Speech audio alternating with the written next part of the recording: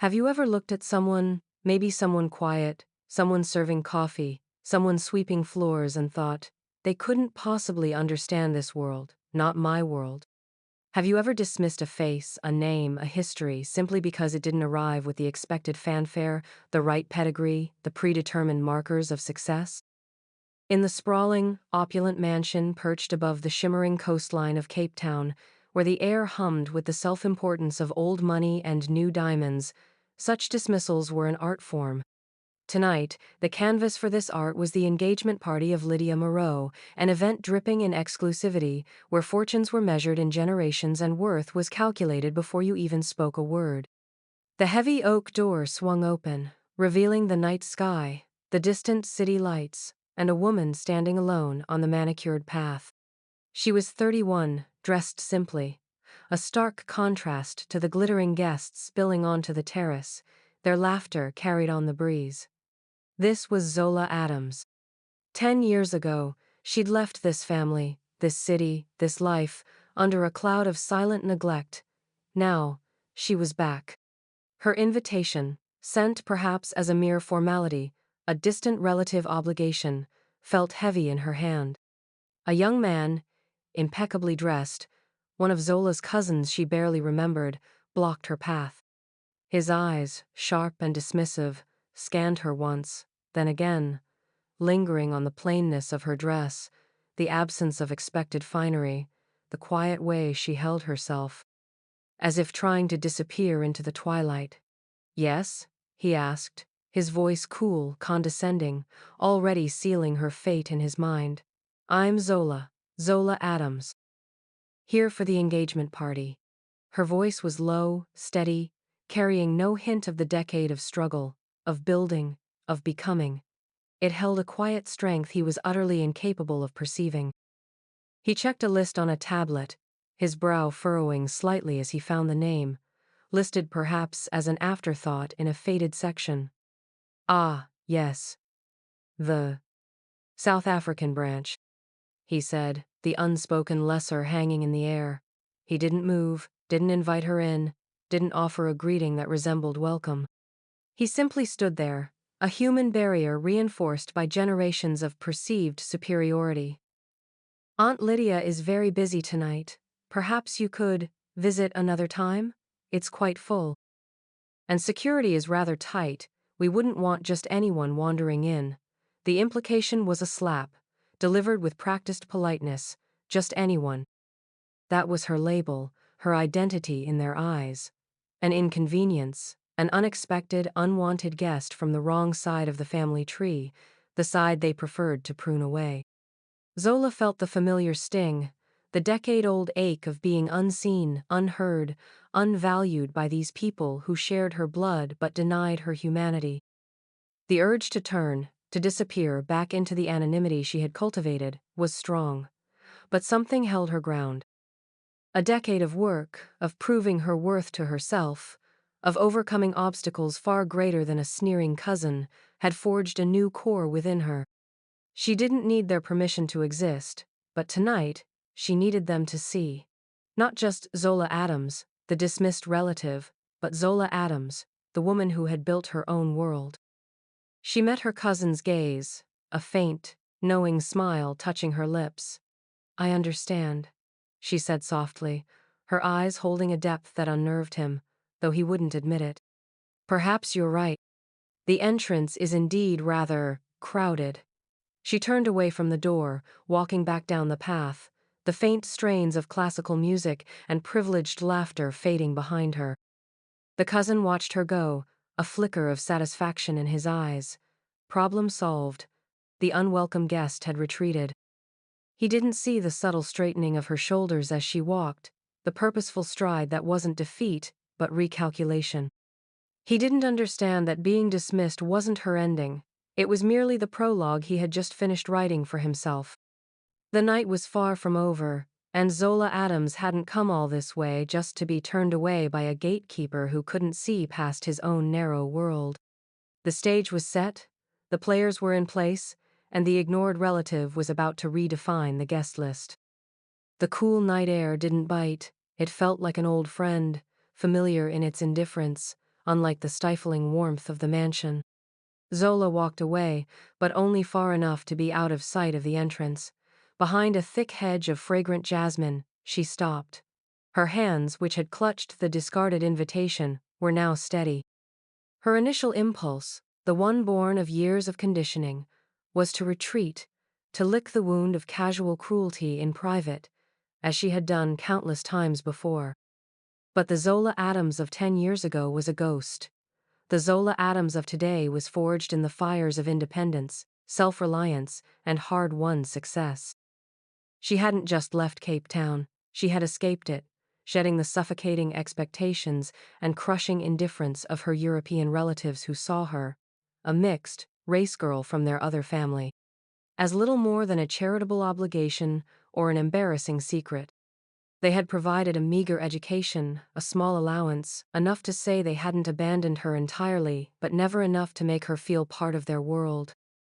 They had funded her university application with a shrug, likely assuming she'd study something practical, something forgettable. Instead, she had found her calling, a passion that burned bright and consumed her entirely. In the intervening decade, while they amassed more wealth and hosted glittering parties, Zola had built an empire. Not of luxury goods or finance, but something intangible, something vital in the modern world, something they used every day without knowing the name behind it. She had poured her intellect, her resilience, her unique perspective, honed by years of being on the outside looking in, into creating something revolutionary.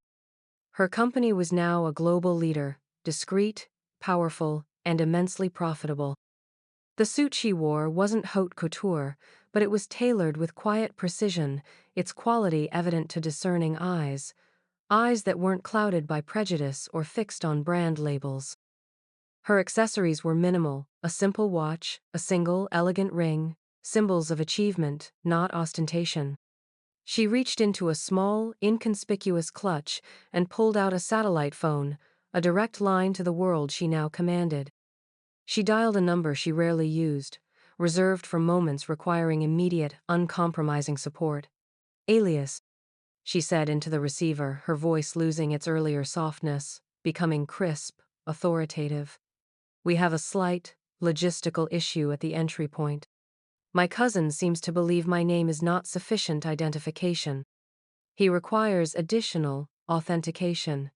Elias, her chief of security and logistics, a man whose calm demeanor hid sharp intelligence and unwavering loyalty, listened without interruption. "Understood, Miss Adams," he replied, his voice gravelly, efficient. "Authentication package en route. Please advise on preferred point of re-entry." "The main entrance will suffice," Zola said, a hint of steel entering her tone. "I prefer not to inconvenience the other guests by using a service entrance. And Elias? Ensure the package is demonstrative. Leave no room for misinterpretation regarding credentials." "Consider it done," Elias confirmed. She hung up the phone. The brief conversation had shifted something within her. The sting of the dismissal was replaced by a cool determination. She wasn't here to beg for acceptance. She was here because there was business to attend to, business that involved her aunt, and she would not be deterred by a glorified doorman, even one with shared DNA. She smoothed her dress, adjusted her shoulders, and stepped back onto the main path leading to the mansion. She wasn't walking back towards rejection, she was walking towards a necessary formality, a hurdle she would clear with deliberate grace and overwhelming evidence of her standing. She was Zola Adams, and the world she had built was about to intersect, undeniably and irrevocably, with the world that had cast her out. The party continued, oblivious to the impending shift in its own gravity. The cousin stood by the door, resuming his post, confident in his judgment, unaware that the problem he thought he had solved was merely pausing to gather its irrefutable proof of existence.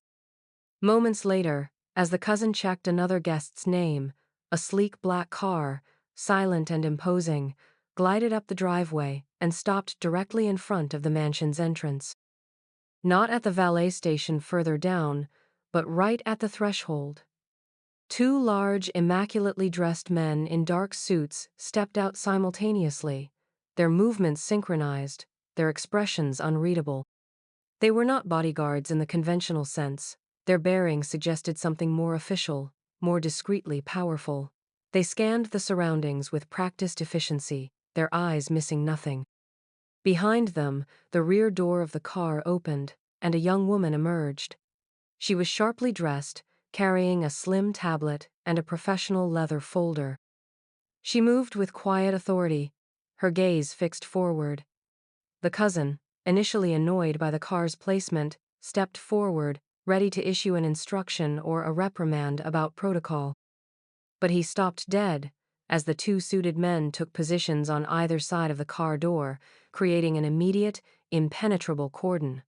Then, Zola Adams stepped out of the car. Not the Zola who had stood there minutes ago, looking slightly hesitant on the outside of their world. This Zola moved with an undeniable presence. Her posture was erect, her eyes steady, her expression serene, almost regal.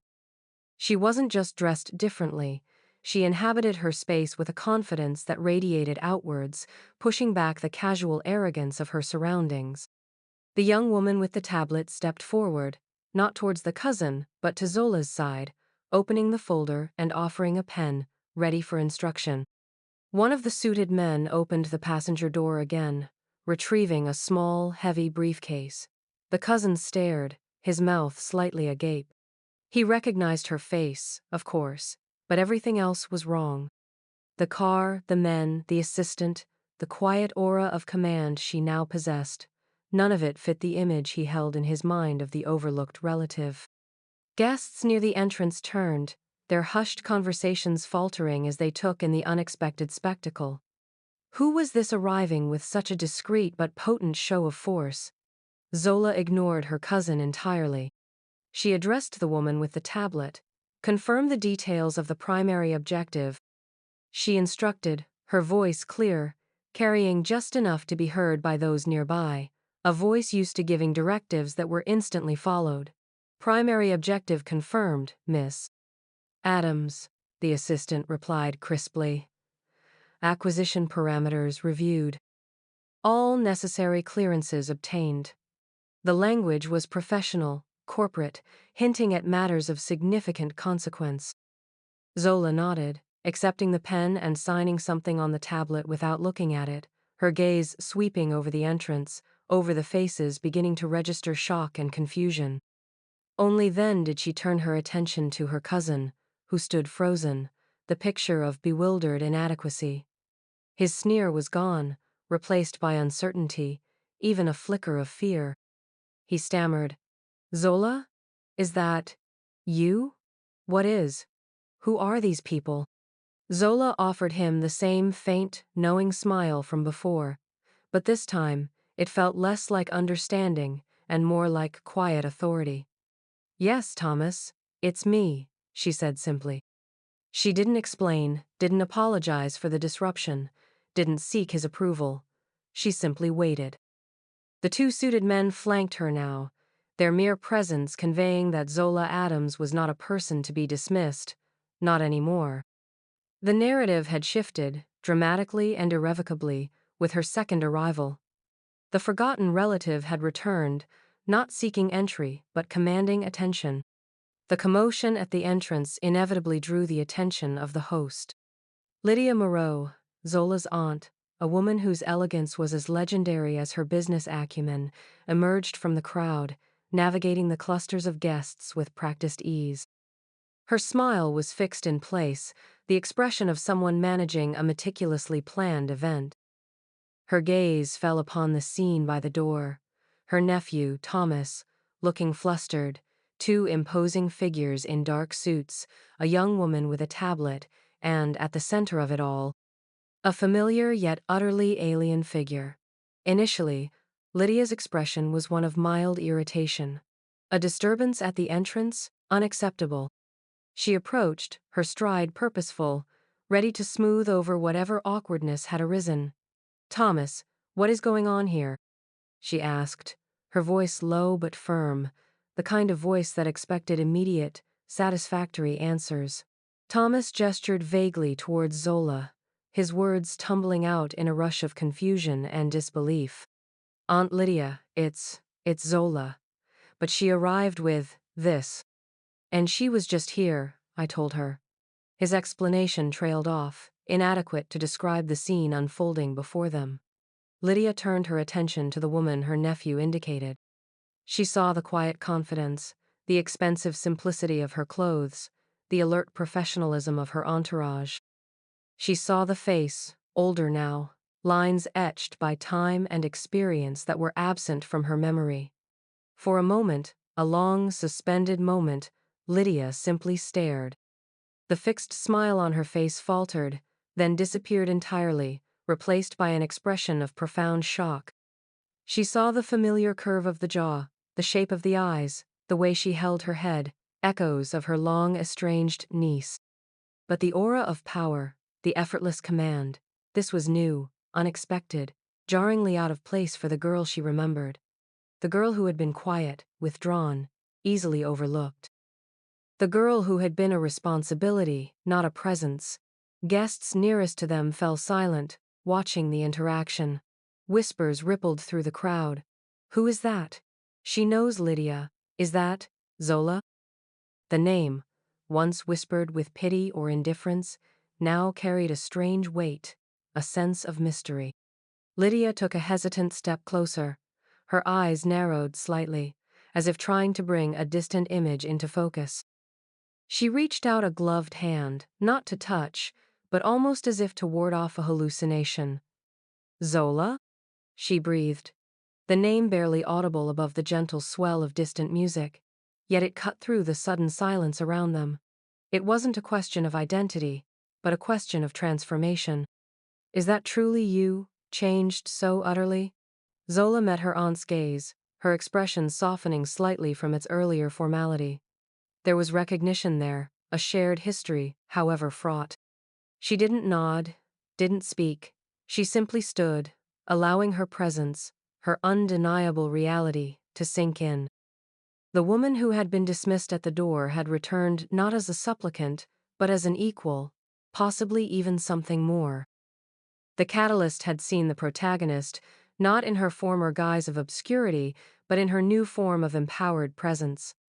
The shift in the room was palpable. The narrative wasn't just about Zola's arrival anymore.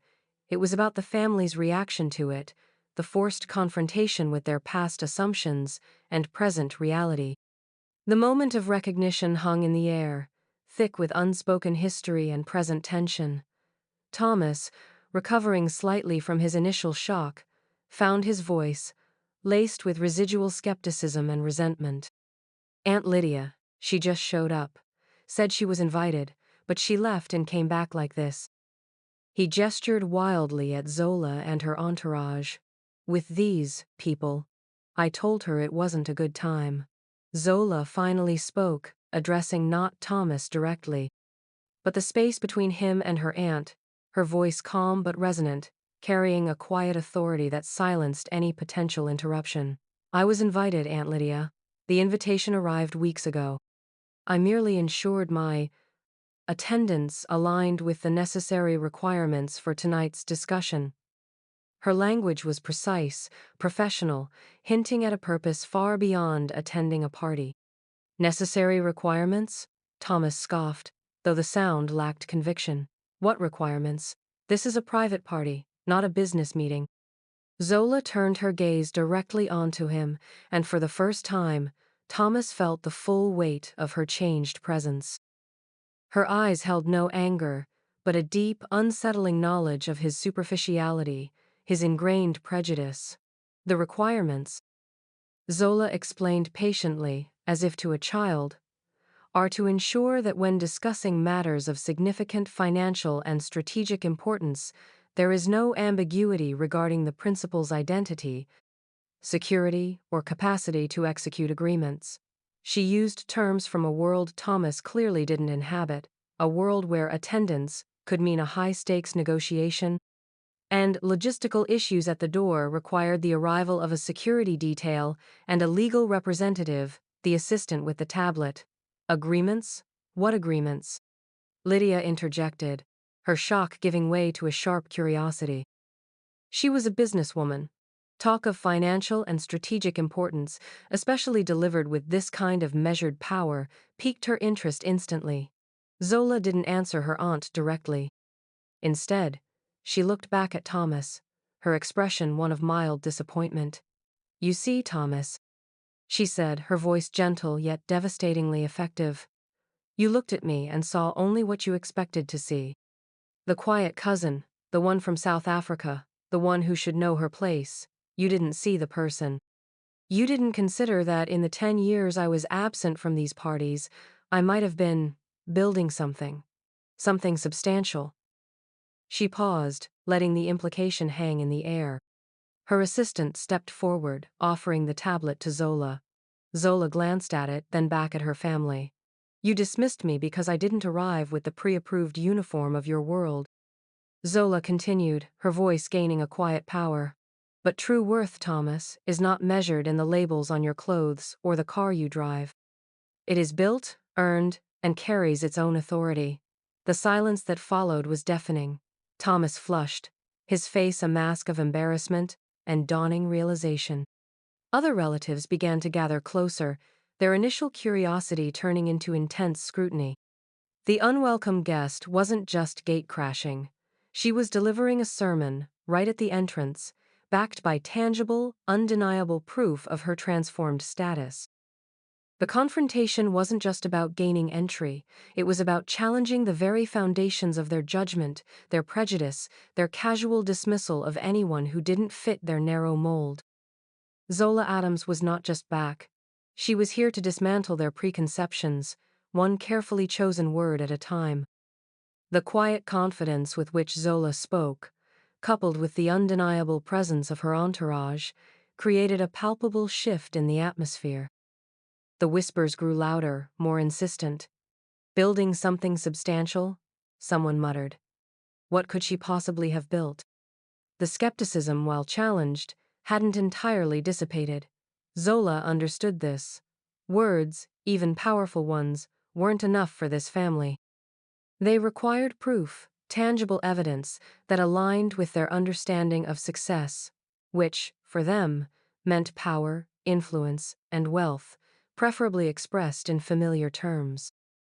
"Over the past 10 years, Zola began, her voice clear and steady, addressing the growing cluster of family members.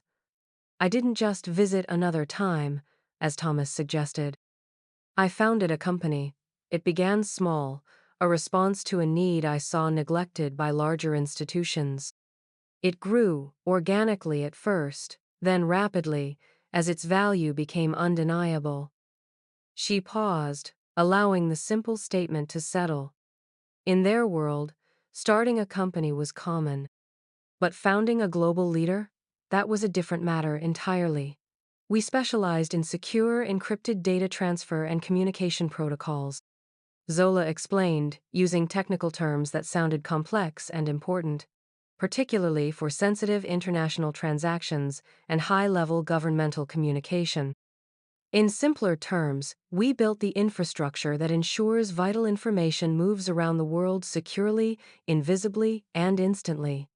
A few faces in the crowd paled. International transactions? Governmental communication? These were areas that intersected directly with their own business interests, their investments, their political connections. Invisible infrastructure?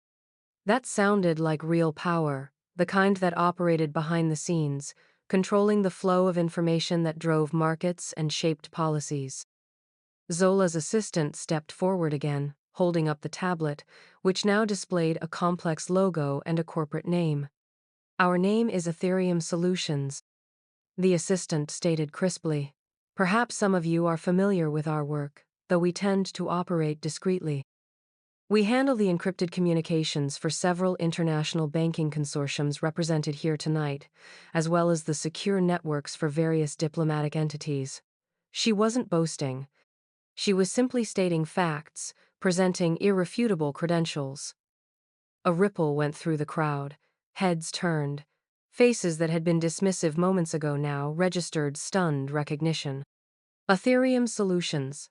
The name wasn't one they bandied about at dinner parties, but it was known in hushed tones in boardrooms and exclusive investment circles. It was synonymous with cutting-edge security, indispensable technology, and immense profitability. Lydia Moreau, her initial shock replaced by a shrewd assessment, looked at Zola with a new intensity. This wasn't just her niece showing up unexpectedly. This was Zola Adams, founder of Ethereum Solutions, standing on her doorstep. The quiet, overlooked girl hadn't just made something of herself. She had become a force in an arena they respected and relied upon. The dramatic irony of the situation wasn't lost on Zola. For years, they had unknowingly used her company's services, their secure communications flowing through the networks she had built, the networks managed by the girl they deemed just anyone. She was indispensable to their world, yet invisible within it. Until now. The antagonist, Thomas, stood speechless, his earlier arrogance shattered by the sheer scale of her achievement. He had tried to bar the door to a woman whose company likely held more influence than his entire family's combined social standing. The hidden gem had not only been found, she had arrived, fully polished and shining with an undeniable brilliance that illuminated their own blindness. The reveal of Zola's identity as the founder of Ethereum Solutions landed like a bombshell amidst the elegant predictability of the party. The atmosphere shifted from shocked confusion to a complex mix of awe, embarrassment, and strategic recalculation. Faces that had averted Zola's gaze moments ago now turned towards her with expressions ranging from grudging respect to outright astonishment. Conversations ceased entirely in her immediate vicinity. One prominent guest, a banker whose institution heavily relied on secure communications, stepped forward cautiously. "Ethereum Solutions," he murmured, his voice filled with genuine surprise. "Miss Adams, I had no idea. Your company's protocols are considered the industry standard. Simply revolutionary." This unsolicited validation from an outsider, a respected figure in their own circles, carried immense weight.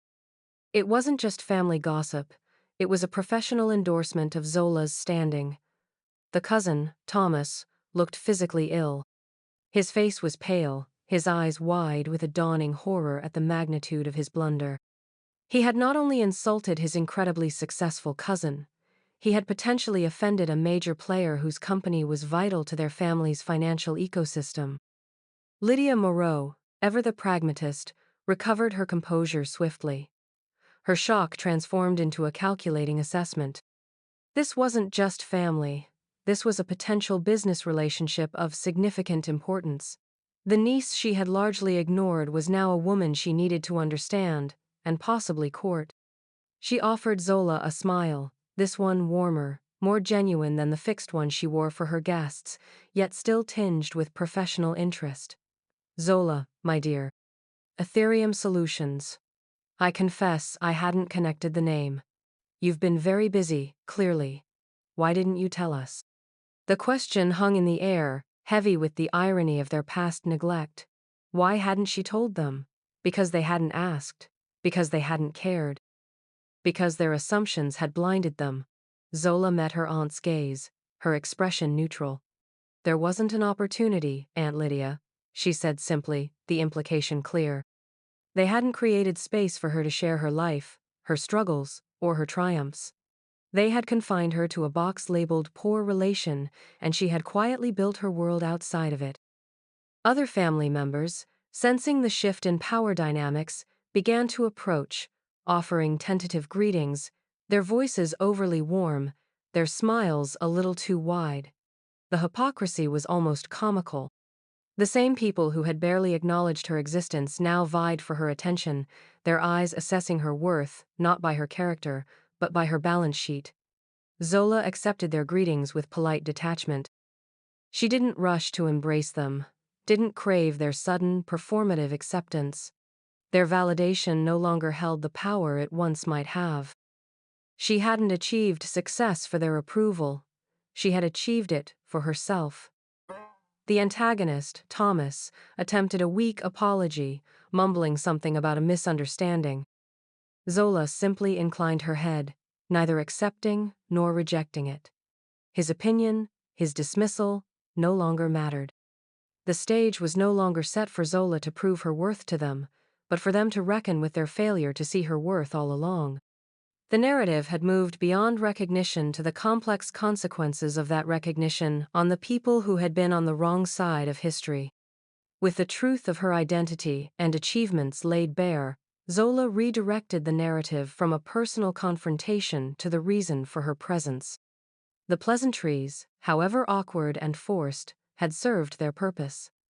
It was time for the necessary requirements she had mentioned earlier. Aunt Lydia, Zola began, her voice shifting back to its authoritative, professional tone. While it is illuminating to see so many familiar faces again, my primary reason for attending tonight was not purely social. As the founder and majority shareholder of Ethereum Solutions, I have been following recent developments regarding your family's controlling stake in Moreau International. Lydia's posture stiffened slightly. Moreau International was the cornerstone of their family fortune, a vast holding company with interests spanning multiple sectors, including finance and technology, areas where Ethereum Solutions held significant influence. The conversation had moved from uncomfortable family reunion to high-stakes corporate discussion, right there in the middle of her engagement party. Moreau International is facing some significant challenges, Zola continued, stating a well-known fact within their business circles, but doing so with an insider's perspective that commanded attention. Outdated infrastructure, vulnerabilities in data security protocols, and a general lag in adopting necessary technological advancements. These issues are impacting profitability and, more crucially, exposing the company to significant risk in the current global landscape. She spoke with the precision of someone who had done her research, someone who understood the intricacies of their business better than many of them did. Her assistant projected complex diagrams and data points onto a large portable screen that one of the security men had discreetly set up nearby. The images illustrated the points Zola was making, flashing red indicators showing security gaps, outdated system architecture, projections of potential losses. It was a stark, irrefutable presentation, delivered with calm expertise. Ethereum Solutions has developed a comprehensive proposal, Zola stated, clicking through the slides with a remote, her movements practiced and efficient. To not only mitigate these risks but to modernize Moreau International's digital infrastructure, ensuring its security, efficiency, and competitiveness for the next decade. This involves a significant technological overhaul, implementing our proprietary encryption standards, and building a secure, integrated network across all subsidiaries. She wasn't just offering a service, she was proposing a fundamental transformation, a life-saving intervention for their struggling corporate empire. Her presence wasn't about demanding recognition, it was about offering a solution they desperately needed, a solution only she could provide effectively.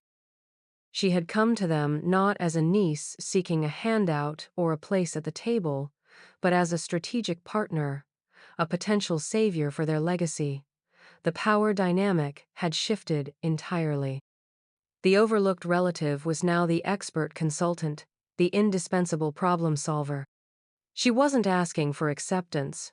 She was demonstrating her essential value in a way that transcended personal feelings and forced them to acknowledge her on purely meritocratic terms. Zola Adams had not only built her own empire, she had quietly acquired the keys to potentially shoring up theirs, arriving at the moment of their greatest vulnerability, offering salvation from the very world that had dismissed her. The guests, initially focused on the social drama, now watched the presentation unfolding before them with rapt attention. Zola, standing composedly beside the screen displaying complex flowcharts and security audits, commanded the space with an effortless authority that transcended the festive setting. She wasn't just showing them data, she was showcasing her mastery, her understanding of the digital world that was increasingly critical to their traditional industries.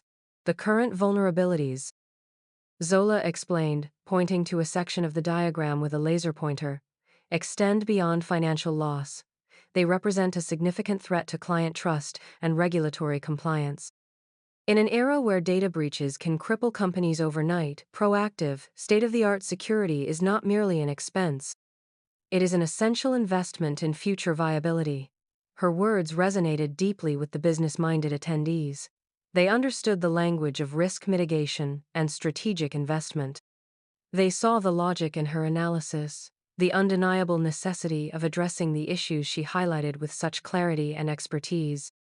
Lydia Moreau listened intently, her usual outward composure masking a whirlwind of emotions.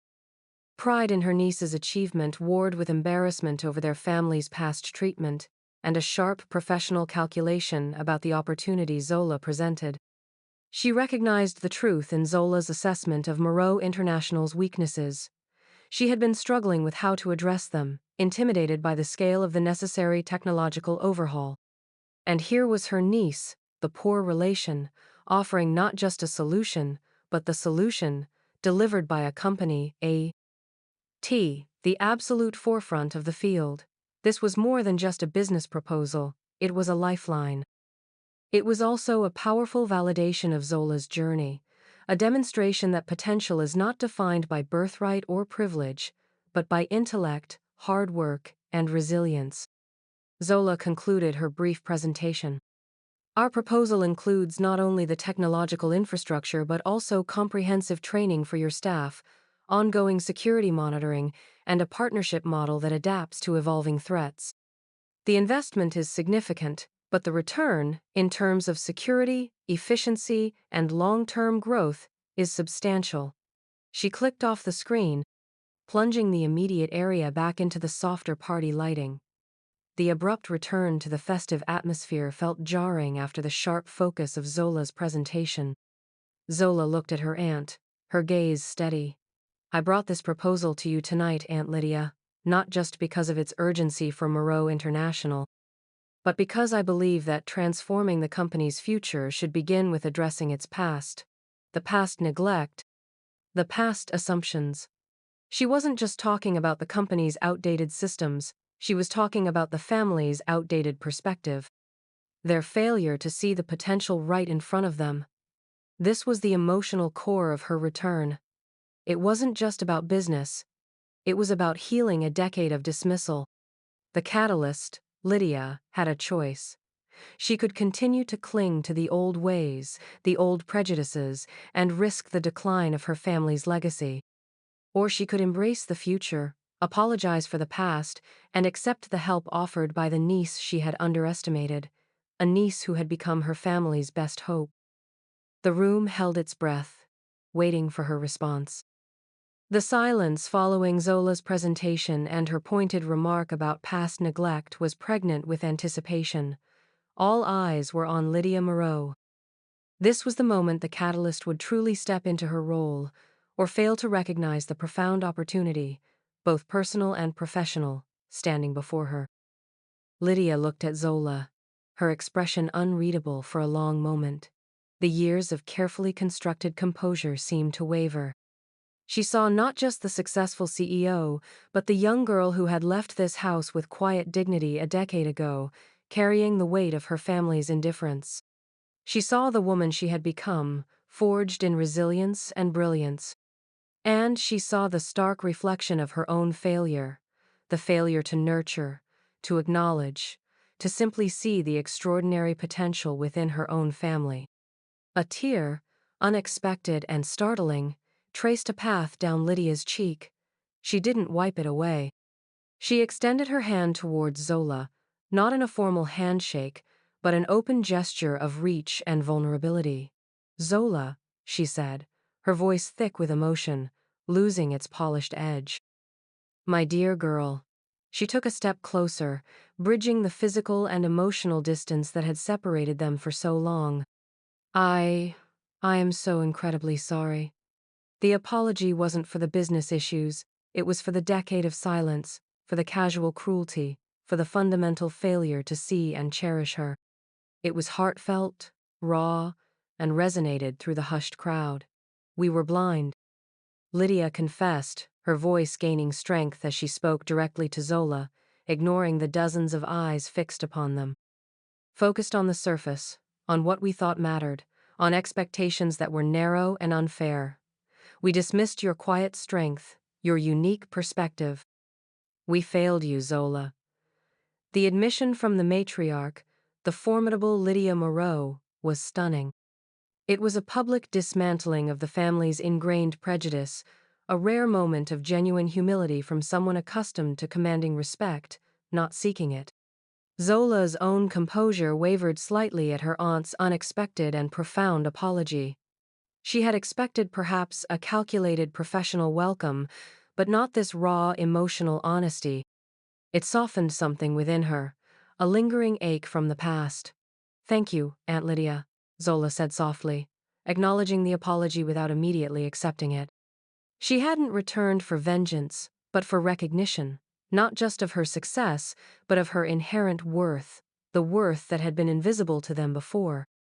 Lydia reached Zola, gently taking her hands. "Your proposal, it is clearly brilliant. Exactly what Moreau International needs. More than that." She squeezed Zola's hands, her eyes filled with a mixture of regret and dawning hope. "What we need. A reminder that true value is often found in the places we least expect, in the people we overlook." The room felt lighter, the tension breaking like a wave against the shore of genuine emotion.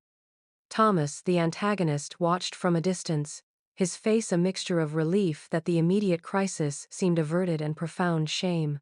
Other family members looked thoughtful, chastened. The journey from obscurity to recognition had reached its emotional peak. Zola had not only proven her worth, she had catalyzed a moment of truth and potential redemption for the family that had cast her aside. She stood there, not just a successful businesswoman, but a symbol of resilience, a living testament to the power of believing in yourself when no one else does. The emotional climax passed, leaving a sense of quiet awe and reflection in its wake. Lydia, still holding Zola's hands, smiled, a genuine, warm smile that reached her eyes. "Please, Zola," she said, gesturing towards the party. "Come, join us properly. Not as a business partner, at least not for this moment, but as family. As the woman you have become, the woman we should have celebrated all along." Zola hesitated for a brief moment. Could she step back into this world, this family, after so long, after so much hurt? But looking at her aunt, seeing the sincerity in her eyes, she recognized the courage it had taken for Lydia to apologize so openly, so vulnerably. It wasn't a complete erasure of the past, but it was a significant step towards building a different future. "Thank you, Aunt Lydia," Zola replied, her voice regaining some of its earlier strength. "I would like that." She glanced back at her team. Elias and the other security man remained stoic, their job done for now. The assistant, however, offered Zola a small, proud smile before discreetly gathering her tablet and the projection equipment. They would fade back into the background, their purpose served. Zola turned back to the party, no longer an outsider looking in, but a guest of honor, escorted by the matriarch of the family.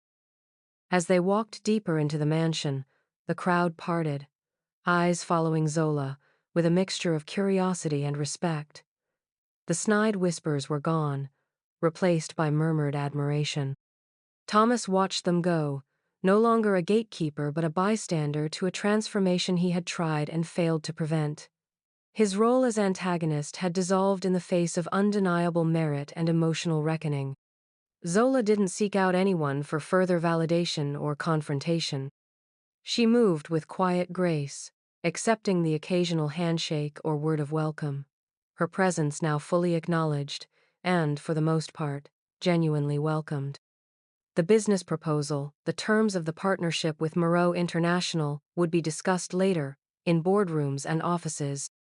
But for tonight, Zola Adams had reclaimed her place, not by force or demand, but by simply being the extraordinary woman she had become, forcing the world that had ignored her to finally open its eyes.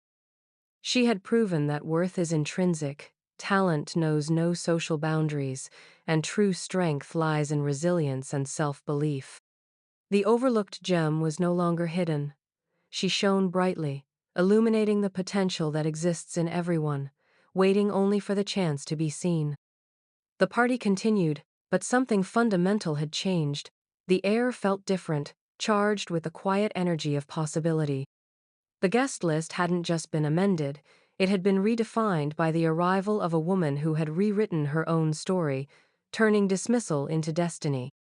Zola Adams, the unwanted relative, had returned as the indispensable force, proving that the most valuable assets are often the ones we fail to see. So, what have we learned? We've seen how easy it is to judge a book by its cover, to assign value based on appearance, background, or the opinions of others. We've seen how the quietest among us can hold the greatest potential, how years of being overlooked can forge a strength that shines brighter than any inherited privilege. Zola's story is a reminder that everyone you meet is fighting a battle you know nothing about, building a life you cannot see, cultivating talents that may lie dormant, waiting for the right moment, the right opportunity, or simply the right person to see them. It challenges us to look past the surface, to dismantle our own preconceived notions, to recognize the inherent worth in every individual, regardless of their status or circumstance. It tells us that resilience is a superpower, that self-belief is the strongest foundation, and that sometimes, returning to the place that underestimated you is the most powerful statement you can make. Zola didn't need her family's validation to become successful, but her return forced them to confront their own biases and recognize the human cost of their neglect. Her story isn't just about her triumph, it's about the transformation she catalyzed in those around her, forcing them to see the world, and the people in it, differently. It's a call to action, a quiet revolution against prejudice and dismissal. So, the next time you encounter someone who doesn't fit your expectations, someone you might be tempted to overlook or judge, remember Zola Adams. Remember the hidden gem. Remember that beneath the surface, there might be an empire waiting to be revealed, a brilliance waiting to shine, a human being whose potential is boundless, if only they are given the chance to be seen. Share this story. Share it with someone who feels unseen, someone who has been dismissed, or someone who needs a reminder to look deeper, to challenge their own judgments, and to recognize the extraordinary potential that resides in every single one of us. Let Zola's return be a catalyst in your own life, a prompt to see the hidden gems all around you, and to ensure that no one is made to feel like just anyone ever again. The world is full of Zolas, waiting for us to truly see them.